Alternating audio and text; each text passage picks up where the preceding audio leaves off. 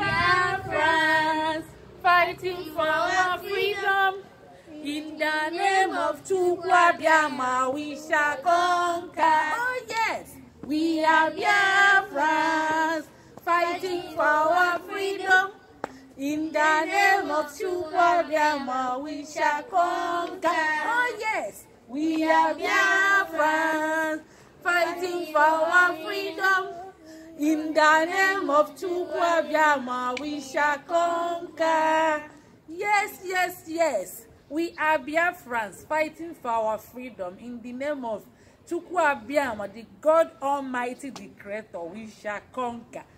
Biafra must be restored.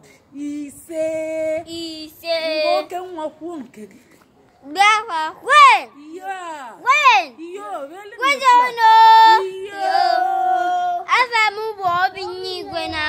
Abu Anambra State Biafra land.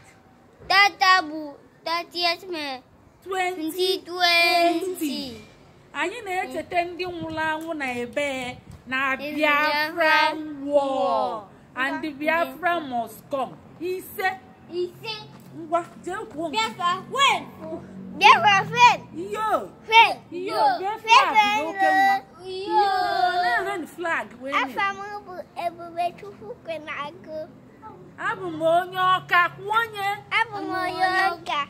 Anambra State. Anambra State. Biafra land. Biafra land. Anyị tata bụ 30th May. Tata bụ 30th May. 2020. 2020. Anyị na-echeta ndị nwụrụ anwụ. A na-echeta ndị nwụrụ anwụ. Na Biafra war. Na Biafra war. Maka ififa.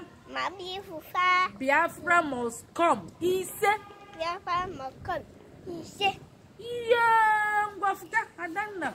Ngwa gas. And they want to do bubani. Afam Adobe Chemaka Gonago, Abumoyoka, Anambra State Biafra land. Tata buta 30th May. I ne chote Untumura una Biafra civil war. They won. They won. Panakungwa Kwonke. Papa, what will the flag? Will the flag? Papa, Chelly. Go Kwonke. What faggot? Chidike.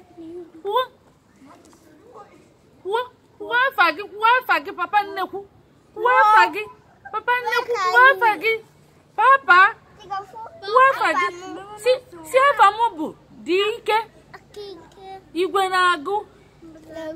Abu m onye Ọka. Anambra State. Biafra land. See, Biafra must come. Ise.